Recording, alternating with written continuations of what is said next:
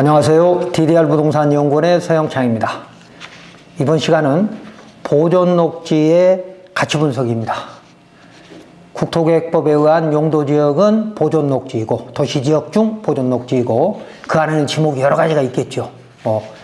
그 대지의 가치 분석입니다. 질문: 도심에서 가까운 곳에 직주형 전원주택 대지를 찾으려고 중개사로부터 추천받아 토지 이용계획 확인서를 보니 보존녹지입니다.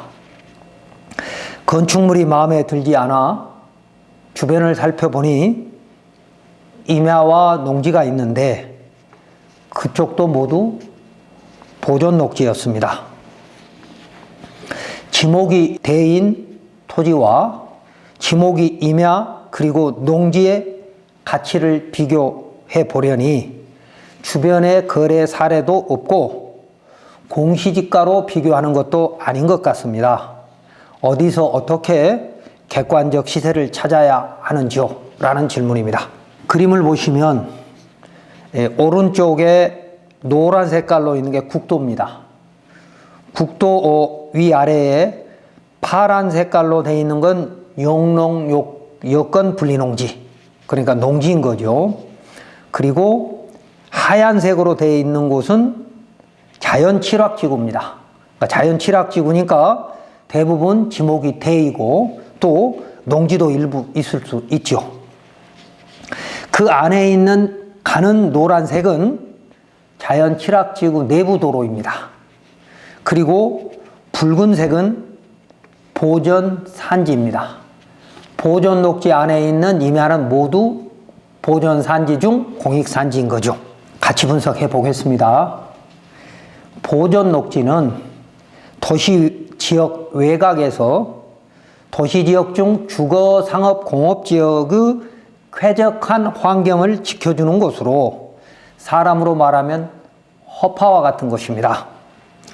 그래서 행위 제한이 제일 강한 보존 목적의 토지인 겁니다. 다만 자연 경관이 수려한 곳은 누구나 선호하므로 보존 녹지에서 지목이 되는 지목이 임야나 농지와 달리 가치가 훨씬 높을 수 있습니다. 그렇기 때문에 다음 순서로 객관적 가치를, 그러니까 지목이 대와 지목이 임야와 지목이 전답 과수원의 가치의 차이를 다음 순서로 확인해야 할 것입니다. 첫 번째, 보존 녹지는 자연 녹지에 비해 객관적 가치가 크게 떨어집니다. 이유는 보존 녹지에 허용되는 건축물의 종류가 좁기 때문입니다. 국토계획법 시행령 별표 15호와 그리고 지자체 도시계획 조례에 규정되어 있는데, 그러니까 보존 녹지에 어떠한 건축물을 지을 수 있다라고 하는 행위 제한은 국토계획법 시행령 별표 15호와 그 지자체 도시계획 조례에 규정되어 있다는 것입니다. 그런데 보존 녹지에서는 카페 등 근생 건축물은 이종 근생 건축물은 허용되지 않고 공익시설과 농업용 시설만 허용됩니다. 다만 지자체 도시계획 조례에 의해서 단독주택이 허용되므로 자연녹지에 비해 훨씬 가치가 보존녹지가 떨어질 수밖에 없죠. 그러니까 자연녹지는 법에서 단독주택이 허용되지만 보존녹지는 법에서는 허용이 안 되고 지자체 조례로만 허용되는 거죠. 그러니까 어떤 지자체는 보존녹지에도 주택 허가가 안 날 수도 있다는 겁니다. 그래서 보존녹지는 행위 제한이 엄격하다.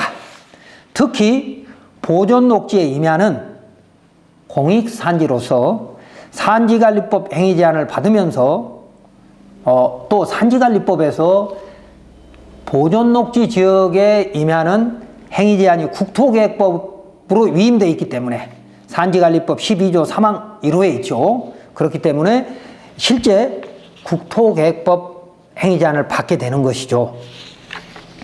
그래서 보존 녹지에서 어떤 건축물을 지을 수 있느냐라고 하는 허용 행위는 국토계획법에서 조례로 위임돼서 단독주택이 허용될 수 있으나 실제 임야를 대지로 만드는 절차, 그러니까 임야의 산지전용 허가 기준, 그러니까 허가 기준이요, 대지로 만드는 절차가 굉장히 어려워서 간혹 불법 또는 편법으로 건축허가나 개발행위허가, 산지전용 허가를 받거나 공사가 편법으로 진행되는 것도 있을 수 있습니다.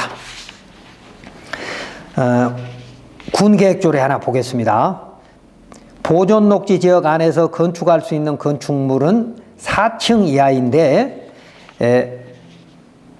건축법 시행령 별표 1호에 의한 단독주택, 그러니까 법에서는 단독주택이 허용 안 되니까 군계획조례로 위임돼 있는데 이곳의 군계획조례는 단독주택이 허용된다는 것이고 사실상 대부분의 지자체가 단독주택은 허용하고 있습니다. 다음에 일종 근생으로서 바닥면적 합계가 500제곱미터 미만인 것, 150평, 그러니까 건축물의 바닥면적이 150평 이하인 경우 보존녹지 지역에서 일종 근생 가능하다. 그러니까 보존녹지에서는 거의 소매점으로만 허가를 받게 되는 것이죠. 그리고 이종 근생 중 종교집회장, 의료시설, 노유자시설, 그러니까 녹지지역 안에서 조용하고 쾌적하고 그런 곳에서만 허용돼야 되는 종교집회장, 의료시설, 노유자시설은 허용된다는 것이고요. 일종의 공익용 시설이니까요. 그 다음에 창고가 허용되는데 보존녹지에 농업, 임업, 축산업, 수산업용 창고만 한정적으로 허용되는 겁니다. 그러니까 이렇게 보존녹지 지역은 허용되는 건축물 종류가 아주 좁다, 몇 개 안 된다 이 말입니다. 다음 두 번째, 보존녹지의 임야는 공익용 산지이지만 법률에 특혜가 있습니다. 즉 임야는 국토 효율적 이용을 위해서 산지관리법 적용도 받는데 국토계획법과 산지관리법의 입법 취지를 정확히 이해하지 못하는 일부 지자체에서는 임야를 건축물의 대지로 전용하는 기준을 잘못 적용하는 경우가 의외로 많습니다. 그래서 이제는 관련법, 그러니까 국토계획법과 산지관리법이 명확해져야 할 겁니다. 산지관리법 12조에 의하면 보존산지 중 공익용 산지는 임업용 산지보다 행위제한 및 허가 기준이 엄격한데, 그러니까 보존산지는 공익용 산지와 임업용 산지로 나누어지죠. 산지관리법에 의해서. 그런데 공익산지는 임업용 산지보다 훨씬 더 행위제한이 강해야 되는데 공익산지 중에도 보존녹지의 임야는 국토계획법을 적용하다 보니까 단독주택이 허용된다고 규정되어 있죠. 지자체 조례에. 그러다 보니까 보존산지 중 임업용 산지에도 공익산지보다 행위제한이 더 약한 임업용 산지에도 일반 주택이 허용되지 않습니다. 임업용 산지는 농업인 주택만 허용됩니다. 그런데 그보다 행위제한이 강한 공익용 산지에도 단독주택이 허용되니까 뭐가 조금 잘못된 것 같지 않아요? 그래서 보존녹지의 임야는 허가 용도 및 허가 기준이 보다 엄격히 해석되어야 한다는 겁니다. 법조문 보겠습니다. 산지관리법 4조는 이리 되어 있습니다. 공익용 산지, 임업생산과 함께 재해방지, 수원보호, 자연생태계 보전, 산지 경관 보전, 국민보건, 휴양 정진 등의 공익기능을 위하여 필요한 산지로서 공익용 산지는 15가지가 있는데 그 중에 국토계획법에 의한 녹지지역 중 보존녹지는 행위제한이 산지관리법 12조에 의해서 국토계획법에 있다라고 이렇게 규정이 되어 있습니다. 이 표를 자세히 보시면 이해하실 겁니다. 자, 그래서 보존녹지의 임야는 단독주택이 허용되지만 공익용 산지인데 임업용 산지에서도 허용이 안 되는 단독주택이 공익용 산지 허용된다? 조금 애매하죠. 다음 이제 세 번째, 보존녹지에 주택을 지으려면 건축신고와 개발행위 허가와 산지전용 허가 또는 농지전용 허가를 받아야 합니다. 왜냐하면 보존녹지에도 지목 28가지가 다 있을 수 있으니까요. 그런데 대표적인 게 이제 지목이 대인, 그러니까 형질 변경이 이미 완료된 대가 있고, 그리고 임야가 제일 넓으니까 임야가 있고, 그리고 전답, 과순이, 농지가 있죠. 대표적인 게. 그래서 그런 곳에 주택을 지으려면 건축신고, 개발행위 허가, 산지전용 허가 또는 농지전용 허가를 받아야 합니다. 즉 개발행위 허가 및 산지전용 허가가 건축신고에 의제 처리되는 겁니다. 그러니까 보존녹지에 농지에 건축허가를 받으려면 건축신고 뒤에 개발행위 허가와 농지전용 허가가 의제돼서 같이 한 번에 처리되고, 보존녹지에 있는 임야에 주택허가를 받으려면 건축신고에 개발행위 허가, 산지전용 허가가 붙어간다는 것입니다. 그래서 얼핏 보면 보존녹지에 농지든 보존녹지에 임야이든 대지로 전용이 쉬워 보일 것 같으나, 농지와 달리, 농지는 이제 특별한 규정이 없으니까 농지법 규정만 보면 되나, 임야는 농지보다 산지전용 허가 기준이 굉장히 엄격하죠. 그래서 예를 들면 뭐 경사도나 인목축척이나 뭐 이런 것들, 나무가 너무 빽빽하게 보존할 나무가 있으면 허가가 안 된다고 말입니다. 경사도가 높으면 산사태 위험이 있으니까 또 안 되는 거고요. 그래서 허가 기준이 굉장히 엄격하고, 진입로가 없으면 사실상 허가가 안 되는 것이죠. 그리고 농림지역 중 보존산지는 행위제한이 산지관리법에 있고, 산지전용 허가 기준이 개발행위 허가보다 폭넓게 규정되어 있어서 개발행위 허가 기준을 산지관리법에 따르기도 하는데, 보존산지는 개발행위 허가 기준을 동시에 적용해야 한다고 법 자체가 유권 해석하고 있습니다. 왜냐하면 경사도나 표고, 해발, 인목축척 이런 개발행위 허가 기준이 산지전용 허가보다 높을 때가 있습니다. 예를 들면 산지전용 허가에서는 경사도가 25도인데 개발행위 허가에서는 뭐 경사도가 13도다 이렇게 좀 강화되어 있으면 개발행위 허가 기준이 강하기 때문에 오히려 더 개발이 어려울 수 있다는 것입니다. 근데 대부분의 지자체는 임야의 경우에는 산지전용 허가 기준을 따른다라고 되어 있기 때문에 문제는 크게 없지만, 그래도 지자체 도시계획 조례를 반드시 확인해야 합니다. 그래서 이제 세 번째는 보존 녹지에 어떤 허가가 있는지, 그때 진입로가 굉장히 중요하고, 특히 임야는 경사도, 표고, 인목축척 등이 중요하다. 그 다음 네 번째, 보존 녹지는 도시지역이라도 산지전용 허가 기준이 감면되는 것이 아니라 산지관리법 시행령 별표 4와 시행규칙 별표 1의 3의 규정에 따라야 합니다. 다만 이때도 이 허가 기준은, 그러니까 산지전용 허가 기준이든 농지전용 허가 기준이든 허가 기준은 추상적인 경우가 많습니다.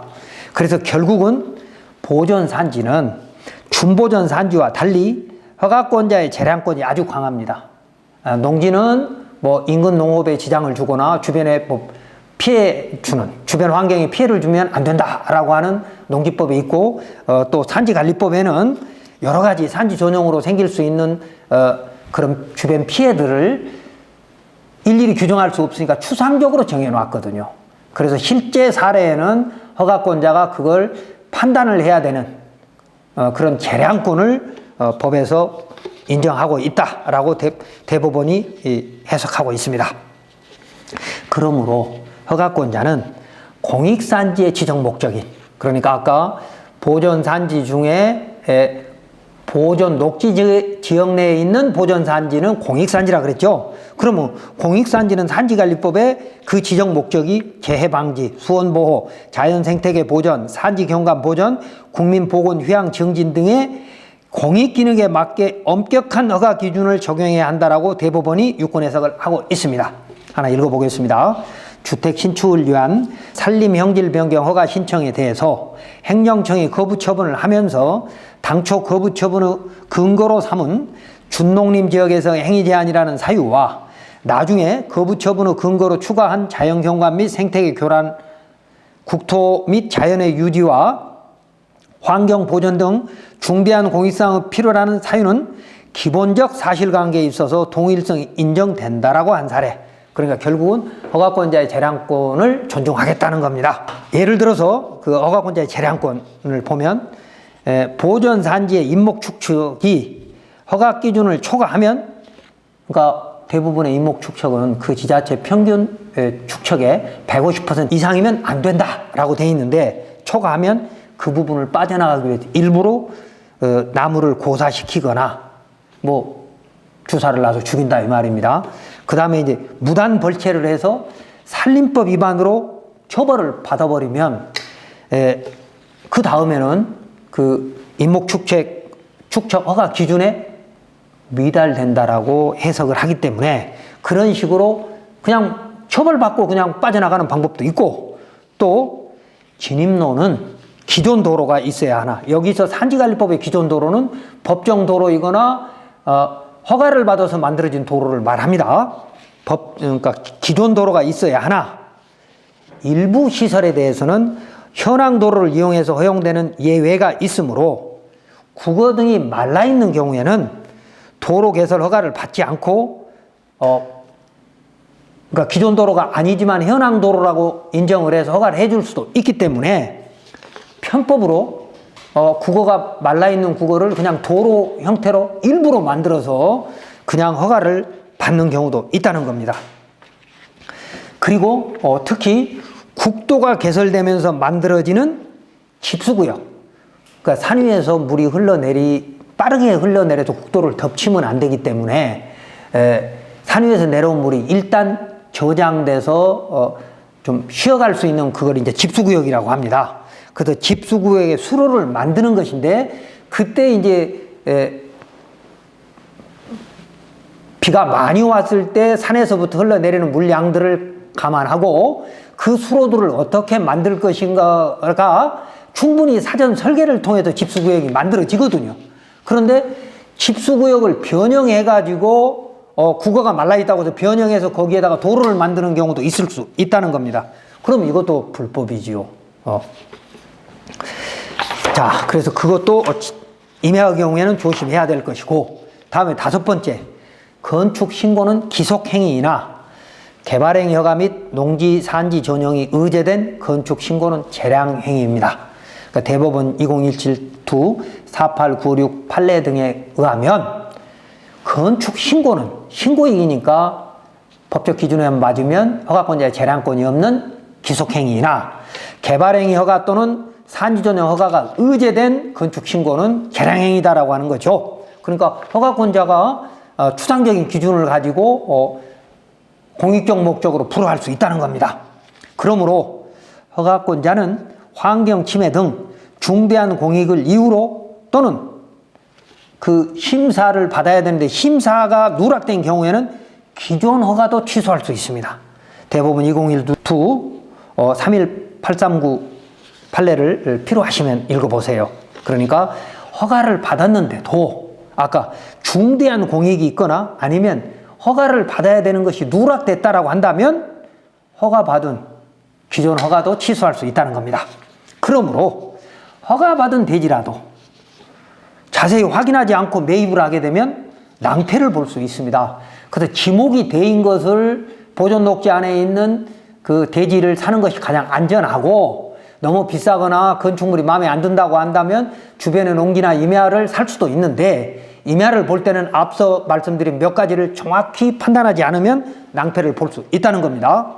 그래서 특히 임야의 경우에는 토목설계사무실과 허가청의 의견을 듣고 매입을 결정해야 할 것입니다. 또한 전체 개발 면적의 일부를 매수하는 경우, 그러니까 임야를 뭐 2,000평, 3,000평 이렇게 개발하는데 그 중에 뭐 200평, 300평을 한다 하는 경우에는 개발부담금 적용 대상인지도 확인할 필요가 있고, 또 혹여 대체산림 조성비가 면제되는 사업도 있습니다. 특히 농업용은 면제되거든요. 그래서 그런 경우에는 만약에 그걸 주택으로 허가를 바꾸려면 면제된 대체산림 조림비가 납부돼야 되기 때문에 그런 것까지도 잘 검토해야 될 것입니다. 자, 이번 사례를 정리하면 보존녹지의 대지가 남동향이고 자연경관이 수려하면 누구나 선호하는 것인데, 지목이 돼인 대지에 건축물이 없거나 낡은 주택이 있어서 낡은 주택을 멸실하고 거기다 새로 허가를 받으면 될 텐데, 건물이 없거나 낡은 건물이 있는 대는 찾기가 쉽지 않습니다. 반면 보존 녹지의 농지나 또는 임야를 대지로 변경하는 허가 또한 굉장히 위험할 수 있으므로 지목이 대인 대지의 가치는 임야나 농지보다 몇 배가 더 높을 수 있는 것이죠. 그러나 일반인은 보존 녹지에서는 지목이 대보다 가격이 훨씬 싼 임야나 농지를 매입해서 직접 개발하려고 하는데 조심하거나 안 해야 된다는 겁니다. 또 이미 허가를 받아서, 그러니까 건축신고와 개발행위 허가와 산지조정 허가를 받아서 지금 공사를 하고 있다 하더라도 준공이 되지 않은 상태에서 매입을 하려면 조건부 계약을 해야 됩니다. 그러니까 기존의 허가서를 달라고 하거나 아니면 정보공개 요청을 해서 그 서류를 가지고 토목설계사무실과 협의하거나 아니면 허가청에 물어보고 취득을 해야 된다는 것이죠. 왜냐하면 기존의 허가를 받은 것도 중대한 공익의 침해에 해당되면 허가간조가 취소할 수 있기 때문입니다. 동네 사람들이 저거 불법이다, 문제가 있다라고 얘기를 하면 허가청은 허가 취소 여부도 고려해야 되기 때문입니다. 특히 보존 녹지의 임야를 대지로 개발하는 경우에는 자연유수가 흘렀던 곳은 임의로 변경을 하면 안 됩니다.